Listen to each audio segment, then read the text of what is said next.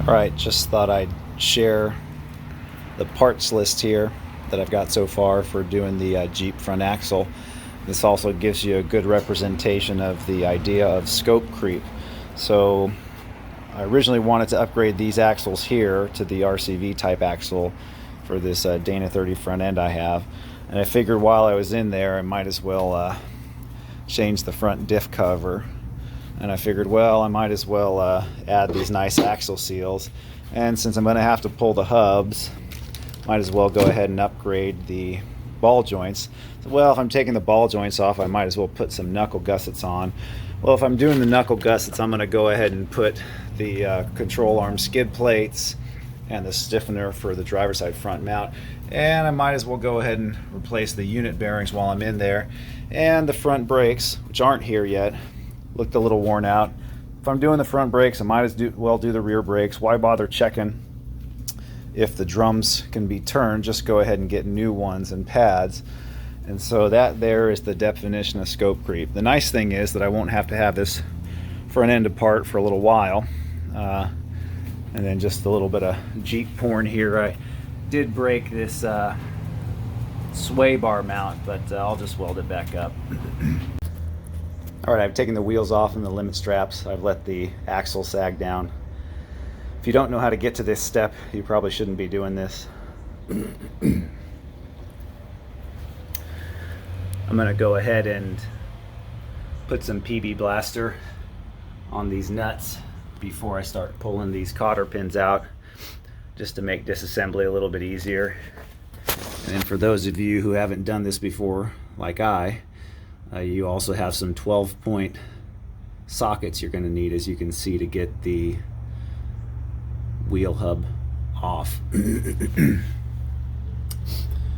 can see we're also going to need to pull that off.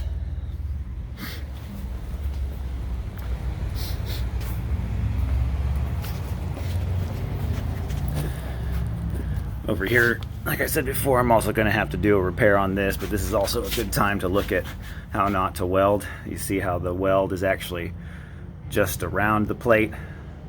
There's no penetration into the plate. Same thing with here. What you're actually supposed to do is groove a V-notch on each end so that when you weld, the weld is actually the joining piece. I'll show you how to do that as we're putting the steering knuckles on. Alright, give me a few minutes, I'll show you some progress. I'm going to try to show you a little trick a mechanic taught me when I was quite a bit younger. When you're pulling off cotter pins, you don't want to use needle nose or any kind of regular pliers. You just want to go ahead and use some diagonal cutters. And because cotter pins are so cheap, you don't really need to try to reuse them. And see if I can do it one-handed here. You know, if you can't afford the cotter pin box from Harbor Freight for $1.99, which lasts most of us 10 years. So you can see how to do it here. What you do is you just grab it and you just pry against, and it'll start to pull itself out. But what the diagonal cutter is being used here is as a plier, which grips much better than normal pliers because you've just got that one set of quote-unquote teeth. I'll go ahead and show you here on the other side just so you kind of get an idea of how it works.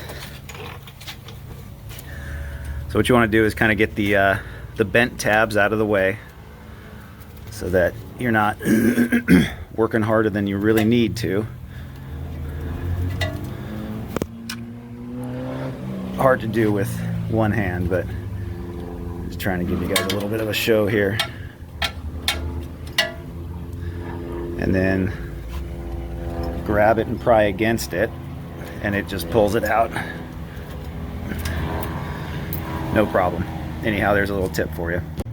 Alright, just want to take a second to show you this. So, most people would think to bang on the ball joint like this, or the rod end like this.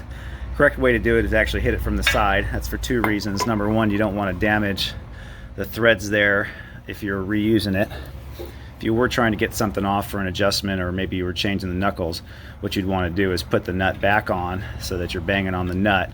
But even better than that, what you want to do is hit this from the side and it'll pop right out. You can also use a pitman arm puller, something like this from Harbor Freight will work to force that out. and you're going to use the mechanics, or you're going to use the screw thread there to push it out. But these aren't in there that tight, so I'm just going to knock them out with the hammer. Just wanted to show you that trick. Another trick my buddy likes to do is he likes to leave these on so they don't just swing down and smash on the ground, because you'll hit them. Once, what'll happen is it'll knock itself out and it'll drop. So give me a few minutes, I'll get these off. Now, recalling Murphy's Law, we can't get the pitman arm puller up there to force that rod end out, and I don't want to actually pull the pitman arm. So we're going to use the backup method for removing rod ends from joints. We're going to go ahead and just nail it with some MAP gas. We'll hit it from both sides, that'll warm it up, and then we'll tap it with the hammer a few more times and it'll pop right out. And the way this works is you're actually going to be increasing the by heating it up, you're increasing the size of the pitman arm, and that will break that little rust connection that's in there and let it fall out. You do want to have water handy as you're doing this, because as you can see, there's quite a bit of grease up there. I'll wipe that grease off before we get started. I won't be able to show you this at the same time because it does take a little bit of coordination. I want to make sure I'm not burning the shit out of the plastic radiator up there. All right, give me a few minutes. All right, so you can see hitting it with the MAP gas worked. I did end up having to spray the rubber hat around the rod end there to keep it from lighting on fire. So like I said, good to have that spray water bottle around when you're screwing around with MAP gas. And it took me about a minute of hitting that with MAP gas, and if you look, you can actually see the paint's been discolored, but that's ductile iron. A couple hundred degrees doesn't change its metallurgy. All right, in here I'm going to continue with the disassembly. I guess what I didn't say at the start is that I got a Curry correct length steering kit to add on to this. Like I said at the start of the video, this is the definition of scope creep. All right, let me get back to work. All right, so I've got both of the axle shafts out of that Dana 30, and I'm just running 35s on the front of that with 456 gears and an ARB locker, but you can see a little bit of twist here in the splining versus no twist there. So it's good that we got in there when we did, because this will save us from having to do a trail repair, which no one is really ever interested in doing. But yeah, that's what a little bit of steel yield looks like. You can see the shape there. All right, anyhow, another little find here that I didn't have any kind of indication in the way this drives, but this ball joint nut was finger tight, so the cotter pin was doing its job there and not letting it come off. But it's also, we'll also have to see how well that's press fit on there. All right, so two kind of major problems here on the passenger side that I had no indication of. The drivability was fine. All right, anyhow, let me keep working. Took a minute here to paint the brake drums for the rear of the truck. Just use the VHT high heat, engine stuff. Didn't need to use the header rated stuff, in my opinion. Anyhow, like I've said before, you do this kind of stuff just so that you show other people, the future owner, that you didn't mind taking the time to do things right and make it look nice. I'm going to show you a little trick for getting these in. What you do is you use silicone dry lube, and silicone doesn't act with this poly. In fact, what you see whenever you see polyurethane bushings is they have a silicone based lubricant. I'd always recommend this silicone on the poly versus putting petroleum based lubricant, because it'll tear the poly up. I know we're trying to make our Jeeps last as long as possible. Well, in any case, thought I'd take a second to show you something here. So I'm using the Synergy steering C axle gussets. You notice that little bit here above the flat part of the steering C? Well, I suspect that when I pull these U-joints out, or these ball joints out, that I'm going to have to grind that down and make it flush with the rest of the surface there, because of the way the cup goes around that. Just wanted to point out a little bit of extra work you have to do. Now Synergy could actually correct that if they just would have given it a little bit of an angle cut, but we can do that here. And any of you guys who've got the tools and experience to do this are going to be comfortable doing that as well. I just wanted to show you, in case you weren't changing out your ball joints, that you'd have a little extra work to do. These went in okay. I had to use a little bit of heat because I didn't trust this cast iron was going to penetrate properly. But this is something your old lady will tell you. Doesn't matter if it's pretty, it matters if you get penetration.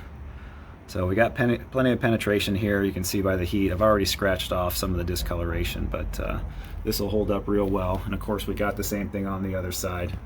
Anyhow, thought I'd share that little bit extra work you're going to need to do right there. All right, so I've finished putting on the C-knuckle gussets here. Also put on that little lower control arm mount skid plate. Wasn't too bad. I'm glad I had that MAP gas to heat up the cast iron there on the steering C's, and then 220 welder helped as well. And then, like I mentioned before, you know, when you're done with this kind of work, just throw a coat of paint on it so it shows you care. I won't be painting the entire axle here because there's quite a bit of rust that would need to be taken off. But I did paint the parts that I had cleaned up and welded on. That way there's some protection for what I did. I don't know, I'd say this was 2 hours of work.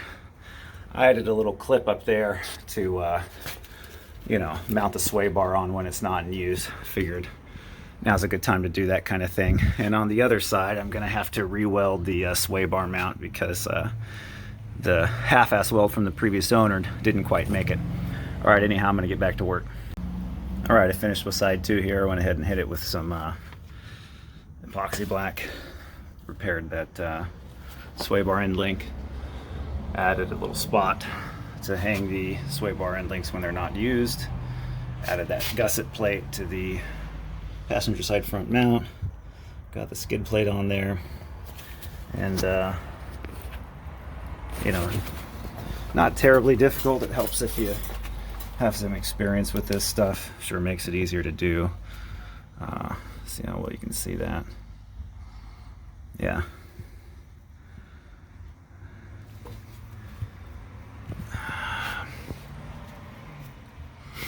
Anyhow, I'm pretty happy with the result here. Of course, the real test will be the next time we have it out on some difficult stuff, but all you can really do is modify and prepare. All right, so next step is to remove the ball joints. I'm waiting on a piece from Amazon to do that. The standard tool doesn't have the right cups for these. And then I had forgotten to do this, but I'll do this obviously before because I'll need to, but I'll grind these down so that I can get the cup onto the ball joint there. All right, anyhow, give me a little while, I'll show you something else. All right, a couple points if it's your first time removing and reinstalling ball joints. So make sure you pull the boot protector off because you'll be pressing against that surface, and you'll be pressing against that surface. And you got to put quite a bit of pressure to get those to seat, to get these ball joints to seat, so you don't want to damage your new seals. That's what keeps the grease in the ball joint. And just so you don't make the same mistake I did, the upper ball joint goes in from the top, out from the bottom, and the lower ball joint goes in from the bottom and out through the top. So you can see there's a difference there. And in fact, I mushroomed the head of the lower ball joint by trying to press it the wrong way. You can see how that got mushroomed there. It took me a little while to realize why it wasn't moving. But you know, it goes to show if you're fighting the tool, you might be doing it wrong. All right, I'm gonna keep working. This is why you need to install the bottom ball joint first, and why you need to take out the top ball joint last and install it last. You can see the way the press screw goes through the upper ball joint mount. All right, just a little trick for you. All right, here's both the ball joints in. I went ahead and gave the top one a shot of grease. The lower one, I couldn't get the grease gun fitting over the nipple they provided, so I put this other one in there. I don't have the needle nipple handy, so what I did is I just packed the bottom of the ball joint with some bearing grease. What I'll do on the other side is I'll shoot some grease into that ball joint There's already some there, but this is like any kind of lubrication. Too much is never too much. So I'm gonna pre-grease that other one before I install it because of how that fitting is right there. When you take the OEM ones out, you notice they're not greasable. So this is just one of those things where, you know, if it made it 70,000 miles without being greased, this is probably overkill to add a grease fitting. But some guys like to feel like they're doing maintenance, myself included. So just a little tip there, grease it before you set it in. Like I said, it's already got some grease, but more never hurts. All right, we're gonna move on to the other side. All right, as you can see, I got the new upper and lower ball joint on the passenger side as well. Those went in easier than the driver's side, of course. You know, having gone through the learning curve, went ahead and, like I said, I greased the lower one before I put it in. You can see, unless you have a special tip there, it's kind of hard to get around the geometry there of the part to get that greased, but I'll find a smaller tip later. All right, what we'll do tomorrow is we'll go ahead and clearance those knuckles. Thought I'd take a second to show you two things. Number one is this ring from RCV. It's not going to sit flush or lower than flush with the top of those bolt holes, and that's because of this shape right here. You can see that's what's happened, is that's getting in the way. And then also I used one of these thicker grinding discs. What I found with a thinner cutoff wheel was that it would notch. It was easier to get like a smooth grind with the tip of that, and what I ended up having to do is, you know, run it like that and kind of run it up and down the side. I wasn't able to get it in there like that because on these two shapes, you can see it's just doesn't really work that well. All right, well anyhow, thought I'd share that with you. Like I said before, take a few minutes to paint any of these kind of parts you're modifying. It just takes a minute or two to clean them up. I like using this for general black paint over. It self-adheres pretty well, and it holds up pretty well to the elements because it's an epoxy paint meant for suspension. Anyhow, I'm going to go modify that other knuckle while this one dries, and I'll flip it over and paint it, and we'll keep moving. Alright, just another little thing to watch out for when you're doing this. If you've done any serious wheeling on or in your Jeep, you're going to have these kind of marks down here on the bottom of the diff, and you can run your finger over it, and what you can feel is an edge sticking up that way. You know, it's from just having rubbed the bottom of the diff. I'm not going to use this gasket sealer. I prefer the lube blocker gaskets. So what you need to do is you need to take a cold file, or sorry, a file, and you need to get rid of that edge. That way your gasket can compress properly. And since you're in here, I'll also mention that get a little O-ring pick and make sure you get any extra gasket material from the previous owners out of those bolt holes. And then before you run your before you go and mount everything, go ahead and make sure those bolts run all the way in. I'm using the TerraFlex harder diff cover here, so I'll just check those bolts to make sure that there's not gasket material in the bottom there, preventing you from getting them all the way in and torquing them properly. All right, well, like I said, you just take the file to it here, and you don't need it to be flush with this, you just need it to be out of the way of this. So I'm going to run it at like a 45-degree angle like this, just to remove that little lip of material that's built up from you know, all the mall crawling I do. All right, so I've got the new diff cover on there. For whatever reason, on both these diff covers, I had problems getting the torque setting right. I don't want to lose half that bolt and have to drill it out there, so it was 25 foot-pounds. What I did was start with 20, but then a couple of them seemed to twist farther than the others and get in 25, so I backed it off to 22 and 24, and I used, you know, a pattern like this, where you try to get across and you try to spread the torque evenly. I didn't have any problem with the rear diff having done that, but I'm just reminding you, don't go crazy on the torque. You'll end up snapping a bolt and you'll have to drill it out. That's not what you're looking forward to do. Did go ahead and get some paint on those steering knuckles, so tomorrow I'll go ahead and put those on, as well as install those RCV axles. So that'll be a nice day. And then I've also got some power stop upgraded braking components on the front. Not that the brakes were bad to begin with, but I figured, you know, if it's $100 to put OEM stuff on, or OEM quality stuff on, $150 for upgraded components aren't a problem. I went ahead and picked let's see, I don't see it here, but it was the oh yeah, there it is. Yeah, the Z36 one. This is the one they recommended for trucks with larger tires. Anyhow. All right, got the driver's side assembled here. You can see why RCV includes those different size bolts, because those would be up against the CV boot cover there. And then I wanted to take this second to remind you to run a tap through your brake bolt holes. It's going to make it easier to reassemble, and it'll make it easier to disassemble in the future. All right, you can see I finished putting the passenger side back together.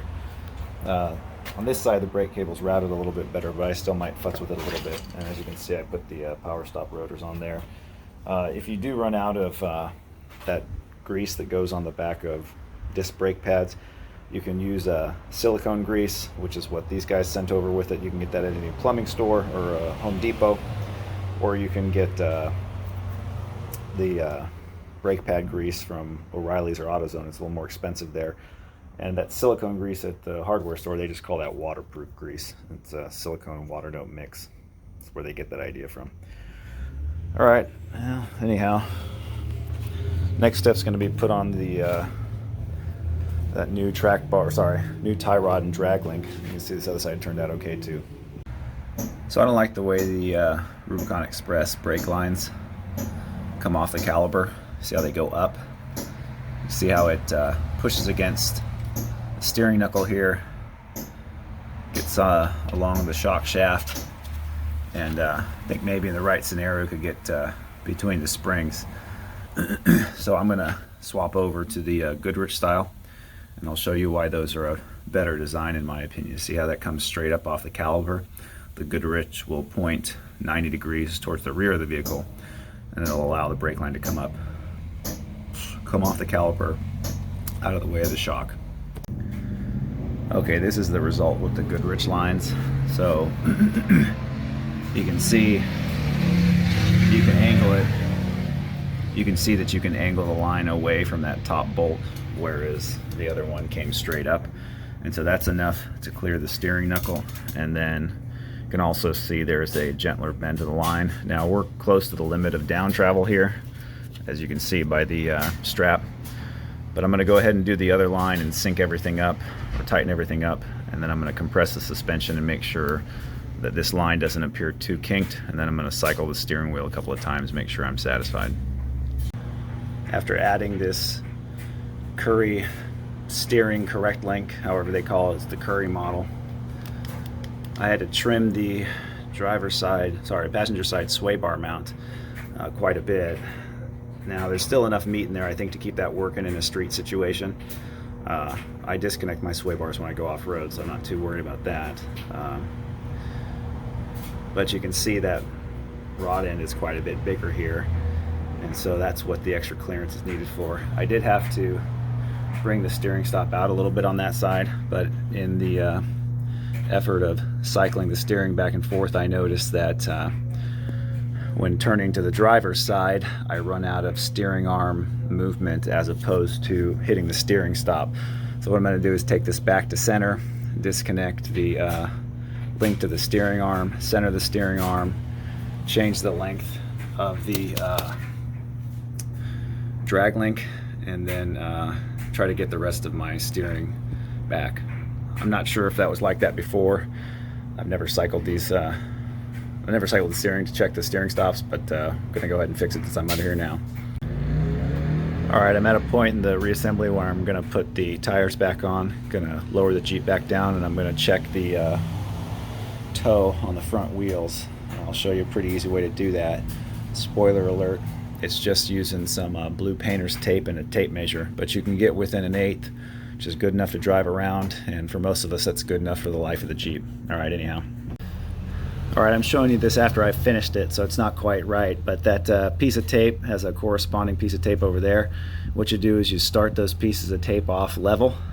You measure the distance from the edge of the tape to the edge of the tape. You write it down if you don't have a memory. and then you roll the truck forward so that that piece of tape is now on the back side of the wheel, and you measure that distance to that distance, and the difference will tell you the toe, and you just adjust it accordingly. What I noticed on this one is that the way Curry had set this up is he put a little divot here, so these clamps don't point all directions. You know, you can't have them 360 just to keep them out of the way of hitting the sway bar mount on each side. For me, it looked like the closest I could get the toe in and toe out, and the best I could keep these from hit the sway bar mount was pointing up, what you see here. All right, I'm gonna go ahead and finish this up. All right, so at static ride height, this clamp just clears hitting that steering dampener. You'll remember at droop, this gets closer to here, so at droop, that's also going to move up a little bit. So what I'm going to do is take this off. I'm going to oblong the bolt hole so that that bolt can go up, so that I don't need to use that divot in the adjustment sleeve. What I'll do is I'll rotate that down so that I feel like it's out of the way of the suspension components at full droop. You know, compression will only have about another 2 inches of up, and I don't think that's going to cause it any problem. All right, I'll go ahead and show you the end product here in a few minutes. Now you can see a little bit of a self-machining mark there. What had happened is I'm using these Synergy ball joints, and the lower ball joint has a grease fitting that comes out at an angle, but it rubs that boot. So it's moved the boot out of the way, there's no issue now. And then I'll show you what happened on the other side. Over here you can see there's less of a self-machining mark. It's because as opposed to putting a Zerk fitting in on this side, I just left the needle fitting in. So you can't not have the Zerk fitting in. You could put in a plug, but the plug would probably still touch it. I think in this scenario, if you're using the RCV axles, you should consider using a sealed ball joint, or one where you don't need to try to grease it and there's not an access for greasing it. We'll see how well these boots hold up. They seem pretty thick to me. I don't think those little self-machining marks will do anything. But anyhow, I thought I'd just share that. So I've driven this around the block a couple of times. I did the break-in procedure for the brakes, and they stop about the same as they did before, but that's not a surprise. I am happy with the way it steers. Now that I've gotten back, I've adjusted it for a little bit more towing on the front. I will say that it doesn't self-center as well, which they warned you about when you're changing the ball joints, and I found that to be true as well. And keep in mind that anytime you're, in quotes, fixing the steering or upgrading the steering on a Jeep, it may not always turn out exactly the way you expect, because what you've forgotten is that you've gotten used to the way it drives, and the parts have worn in and found a little bit, nicer way to live with themselves. Right now, everything's so tight, they're kind of fighting a little bit. I also was running the I don't know if it was Rusty's or somebody, but they called it the Cure bushing, and it was a Delrin bushing that replaces the tie rod end cover there, the grease cover, and it keeps the drag link and tie rod from rolling. I might look for that kind of solution again, and before I throw my stuff out, I'm going to go ahead and grab the old Cure bushing off of it, because that held up pretty good, and I like the way that worked.